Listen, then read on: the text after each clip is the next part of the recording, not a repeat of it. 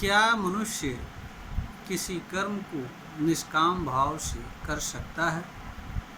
आज हम इस वीडियो के माध्यम से इस संदर्भ में अपने विचार को रखेंगे। निष्काम कर्म की बात श्रीमद् भगवत गीता भी करती है और इसे योग भी कहा गया है। निष्काम कर्म ही भगवत गीता में कर्म योग कहलाता है। जब मनुष्य किसी कर्म को निष्काम भाव से करता है तो मनुष्य का इस तरह से किया जाने वाला कर्म कर्म योग कहलाता है। इस बात पर भगवत गीता भी कहती है कि मनुष्य कर्म पर पूरा अधिकार रखता है।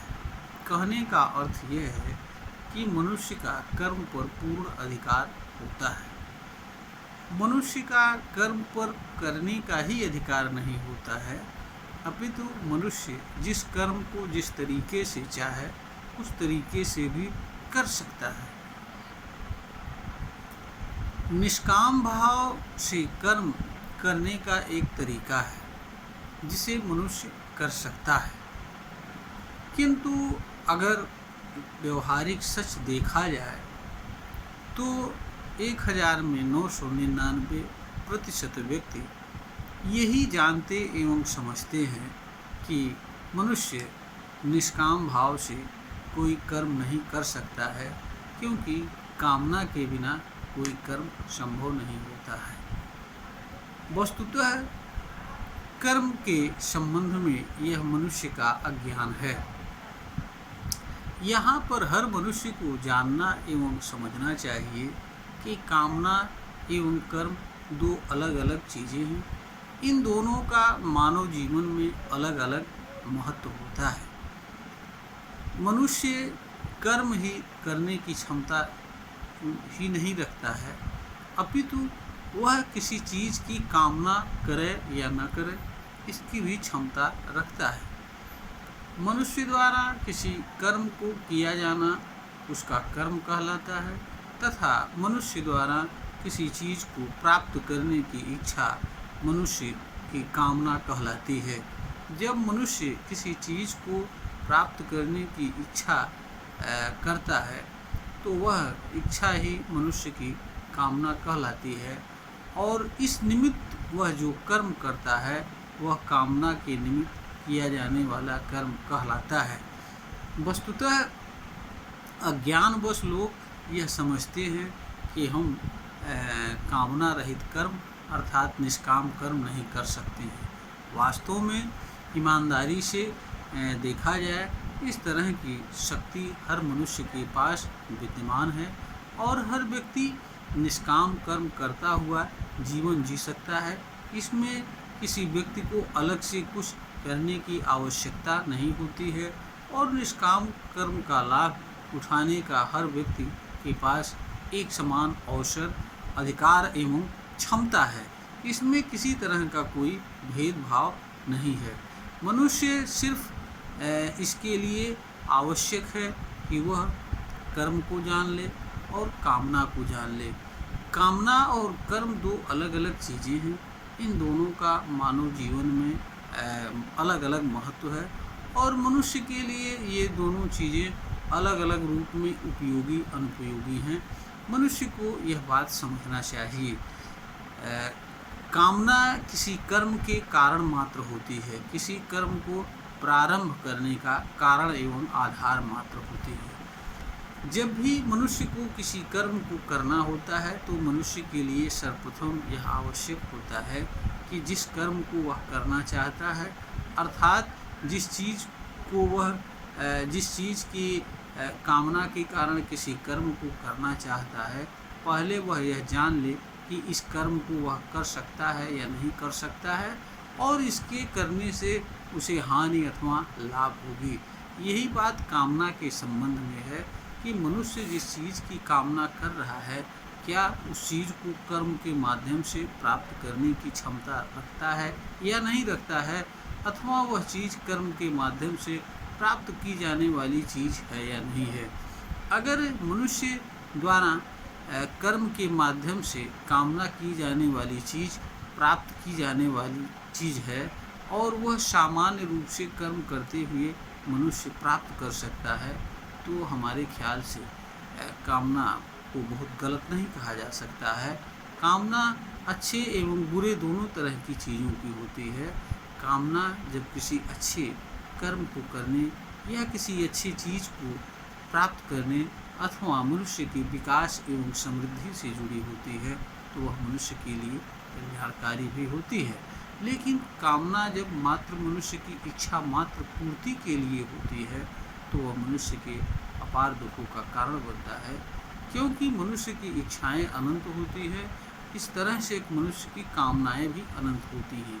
हर इच्छा एवं कामना की मनुष्य द्वारा पूर्ति किया जाना संभव नहीं होता है, क्योंकि मनुष्य के पास कर्म करने की एक निश्चित क्षमता होती है।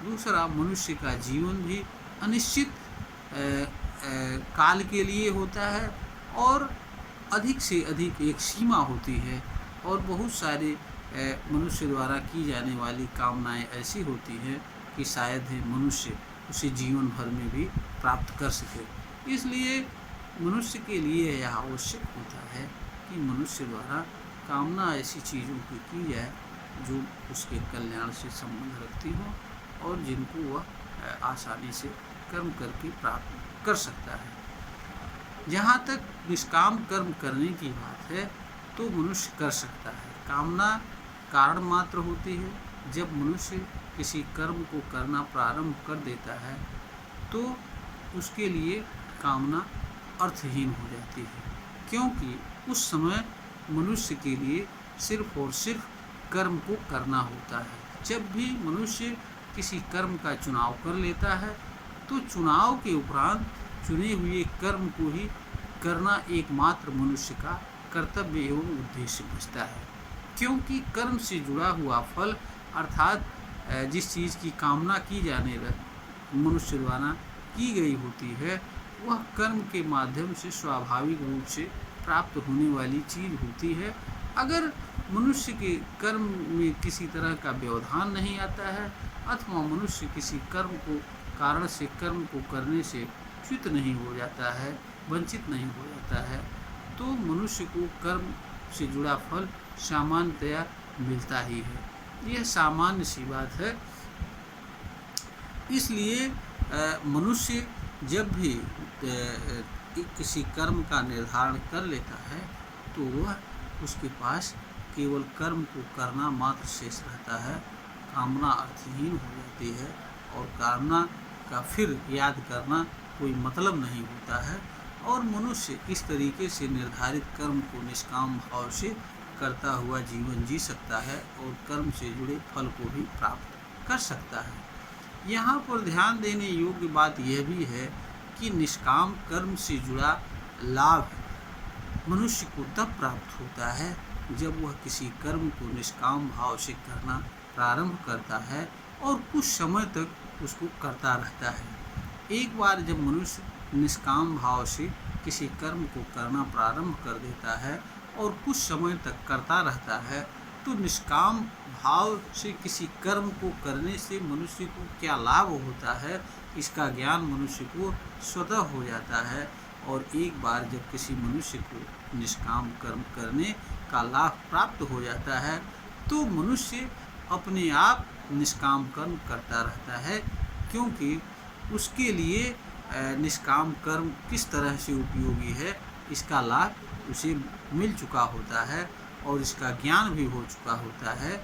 जिस मनुष्य को निष्काम कर्म का ज्ञान हो जाएगा, उसके लाभों की जानकारी हो जाएगा, वह कामना जैसी चीज़ से स्वतः विरत हो जाएगा, उसकी तरफ ध्यान भी नहीं देगा और वह हमेशा हर कर्म को निष्काम भाव से ही वो करना पसंद करेगा और कामना युक्त कर्म से स्वतः दूर हो जाएगा।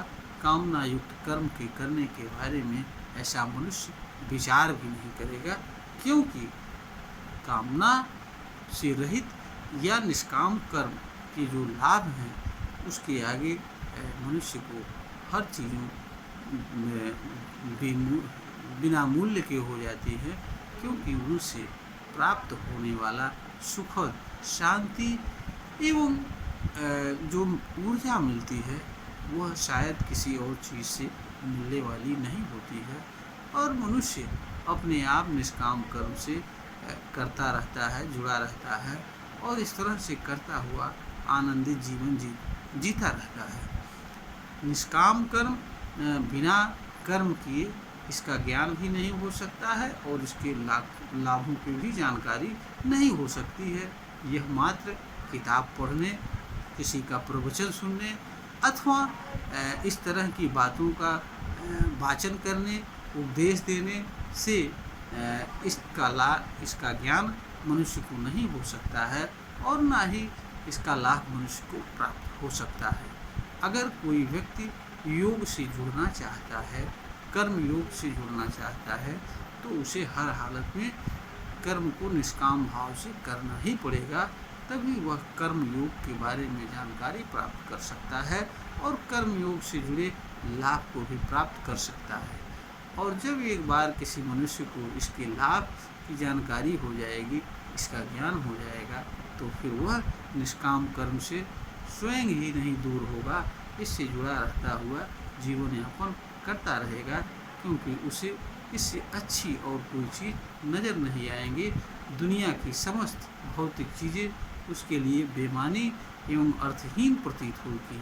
उसके लिए इससे बड़ी अच्छी चीज़ और कुछ नहीं नज़र आएगी। ऐसा मेरा अनुभव एवं ज्ञान है। यह वीडियो ज्ञानवर्धन हेतु बनाई गई है, प्रेषित की जा रही है। श्रोता को अगर ज्ञानवर्धन के योग्य प्रतीत होती हो तो इसे लाइक करें, शेयर करें और सब्सक्राइब करें।